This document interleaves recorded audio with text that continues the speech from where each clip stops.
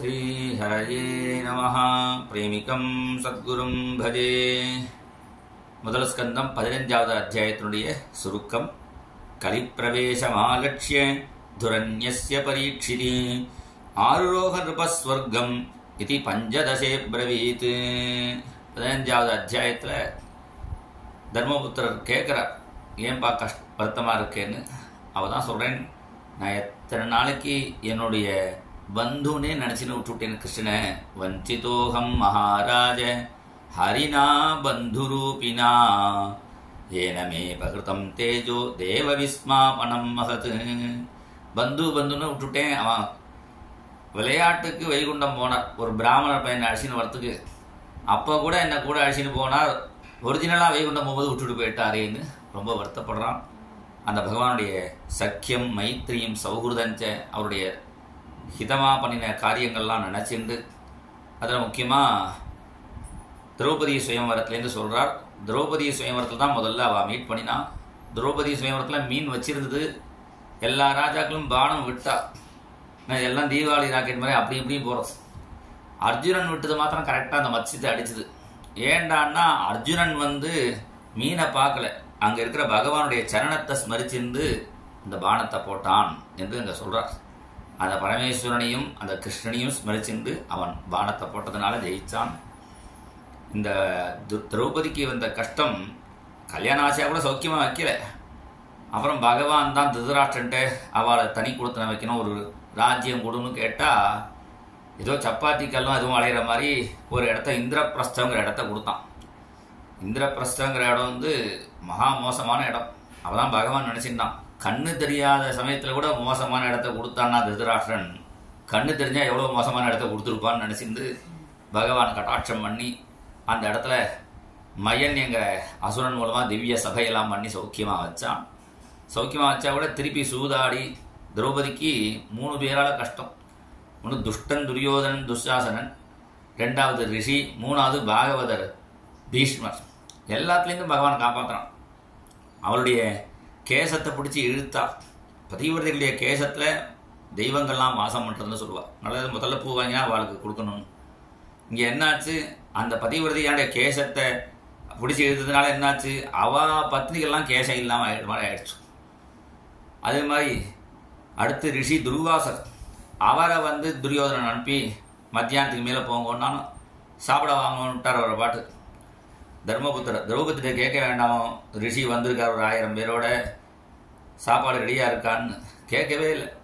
ஏன்னா அவருக்கு தைரியம், திரௌபதி எதை கேட்டாலும் நிறைய வரும். அன்றைக்கி ஒரு புடவை கிடைச்சதுக்கு 1000 புடவை கிடைச்சது, ஒரு சாப்பாடுக்கு 1000 சாப்பாடும் கிடைக்கும்னு அவர் பாட்டு கூப்பிட்டுட்டார்.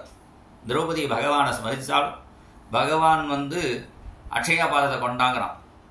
அக்ஷய பாத்திரம் சூரிய பகவான் கொடுத்தது தான். ஆனால் இங்கே சொல்கிறான், ஆணையித்தா மமஸ்சாலியும் ஏன் பாத்திரத்தை கொண்டாங்கிறான். ஏன்னா சூரிய மண்டல மத்தியவர்த்தி நாராயணகான்னு சூரிய மண்டலத்திலையும் பகவான் தான் இருக்கார். அதில் அந்த கழுத்து போகிறதுல ஒரு இலை இருந்தது, ஒரு கீரை.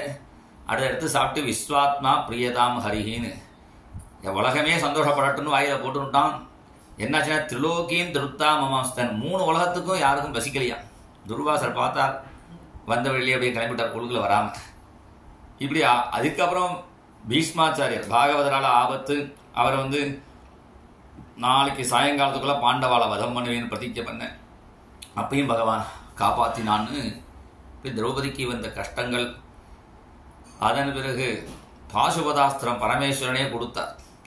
அதுக்கு என்ன காரணம்னா அதுவும் கிருஷ்ண கிருபை. அப்புறம் சொர்க்கத்தில் போய் சௌக்கியமாக இருந்தான். சொர்க்கத்தில் யாராவது தன் சீட்டை பிடிச்சிருவான்னா விடவே மாட்டான் இந்திரன். யாராவது யாகம் பண்ணாலே கெடுப்பான், தபஸ் பண்ணாலே கெடுப்பான். மகேந்திர பவனே மகதாசனார்த்தம், அதில் பாதி சீட்டில் அர்ஜுனனை உட்காத்தி வச்சிருந்தான்.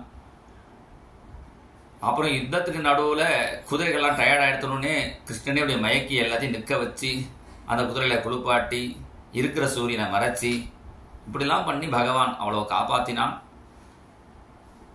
கடைசியில் இந்த பகவான் போன துக்கம் தாங்களையேன்னு கீதையை படிச்சா கொஞ்சம் சமாதானம் ஆகணும். கீதை படித்தா அவன் சொன்ன உபதேசம் ஞாபகம் வரல. ஹே பார்த்தா ஹே அர்ஜுனா சகே குருநந்தனா இதி. பார்த்தா அர்ஜுனா சகேன்னு அவன் கூப்பிட்டது தான் ஞாபகம் வருது. நான் நினச்சிட்டு இருந்தேன், அர்ஜுனன் வரும்பொழுது தேரெல்லாம் எல்லாரும் விழுந்து நமஸ்காரம் பண்ணுவா. அர்ஜுனன் நினச்சின்னா தனக்கு தான் பண்ணுறான்னு. இப்ப அதே தேரு, அதே வில்லு, அதே அர்ஜுனன். தத்வை தனுஷ் தைஷவ சரதோ ஹயாஸ்தே சோகம் ரதோ நிருபதயோ யத ஆனமந்தி. இப்ப அதே தேர் தான் யாரும் நமஸ்காரம் பண்ணல. ஏண்டனா இந்த தேருங்கிறது நம்ம உடம்பு தான். 5 குதிரை 5 இந்திரியம். பார்த்த சாரதி யாருடனா அந்த கிருஷ்ணன் அந்தர்யாமி. அந்தர்யாமி இருக்க வரையும் வாங்க உட்காருங்கோ காஃபி சாப்பிடுவோம்பா. அந்தர்யாமி போயிட்டாருன்னா அப்புறம் அதை தூக்கியாச்சா இதை தூக்கியாச்சா தான் கேட்பா. பண்ணி வைக்கிற வாத்தியாவும் தெற்க பார்த்து போய் நமஸ்காரம் பண்ணும்பார், அப்பா உடம்பு உள்ள இருந்தா கூட. ஏன்னா இதுல அந்தர்யாமி இருந்தால் தான் அதுக்கு பெருமை. என்ன ஒரு சாதாரண கோபி ரசத்பிகின்னு சொல்றார். பகவான் சொல்லியிருந்தான் கிருஷ்ண பத்திரிகைலாம் அழைச்சிட்டு போய் காப்பாத்துன்னு. பிரதானமானவெல்லாம் போயிட்டா கூட இருக்கிறவெல்லாம் சில பேர் வரா. அவள் வரும்போது திடீர்னு சில மாட்டுக்கார பசங்கள்லாம் அர்ஜுனனை அடித்து அந்த கிருஷ்ண பத்திரிகளை அழைச்சிட்டு போயிட்டான். அவன் வருத்தப்படுறான் அவளை காப்பாற்றலையேன்னு. அர்ஜுனன் கண்ணை மூடிந்து பானம் போட்டால் கூட கரெக்டாக அடிப்பான். இப்போ குறி வச்சு அடித்தா கூட எங்கேயோ போகிறது பானம். என் சக்திலாம் எங்கே போச்சுன்னு கேட்டான் வியாசரை பார்த்து. வியாசர் சொன்னார், ஒரு காரியம் ஆகிறதுக்காக பகவான் அவளுக்கு ஒரு சக்தியை கொடுக்குறான், அந்த காரியம் முடிச்சுன்னு அந்த சக்தியும் போயிடும் என்று இங்கே சொல்கிறார். இங்கே அசத்பிகின்னு சொன்னால் கூட பகவான் தான் அந்த கோபால வேஷத்தில் வந்து அவள் பத்னிகளை அழைச்சின்னு போனான்னு பெரியவாலாம் வியாக்கியானம் பண்ணுறான். இது மகாபாரதம்னு சொன்னால் கூட கிருஷ்ண கிருப்பான்னு பேர் வைக்கணும், இல்லாட்டா கண்ணன் கருணை அப்படின்னு சொல்கிறார்.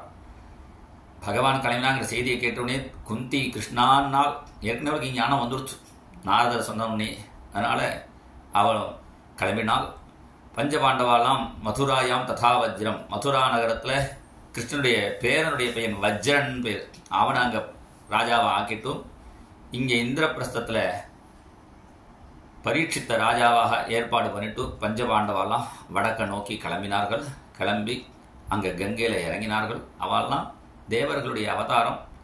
அதை தன்னுடைய ரூபத்தை மறைச்சிக்கிறதுக்கு அந்த கங்கையில் இறங்கி அவரவர்கள் சொந்த ஸ்தானத்தை அடைஞ்சார்கள். விதுரரும் தர்மபுத்திரத்தில் பிரபாசே க்ஷேத்திரம் ஆத்மவான்னு சொல்கிறார். பிரபாசே பிரபாசம்னா இங்கே தர்மபுத்திரரே ஒரு தர்மபுத்தருடைய அவதாரம். அந்த தர்மபுத்திரர்கிட்ட தன்னுடைய சரீரத்தை, ஏன்னா அவரும் தர்மருடைய அவதாரம் விதுரரும், அதில் தர்மபுத்திரனோட அந்த லயிச்சிட்டு தன்னுடைய சக்தியை அவரும் பகவான் அடைஞ்சார். இந்த பஞ்சபாண்டவருடைய இது 15வது அத்தியாயத்தை யார் கேட்கிறாளோ, யஸ்ரத்தையே தத் பகவத் பிரியாணாம் பாண்டோ சுதானாம் இது சம்பிரயாணம் ஸ்ருணோத்தியலம் ஸ்வஸ்தியனம் பவித்ரம் லப்த்வா ஹரவு பக்திம் உபயதி சித்திம். இதை கேட்குறவாளுக்கு பகவானத்தில் பக்தி ஏற்பட்டு முக்தியும் கிடைக்கும்னு பலஸ்ருதி சொல்லி பூர்த்தி பண்ணுறார். ஜெய் போல் சத்குரு மகாராஜ் கி ஜெய்.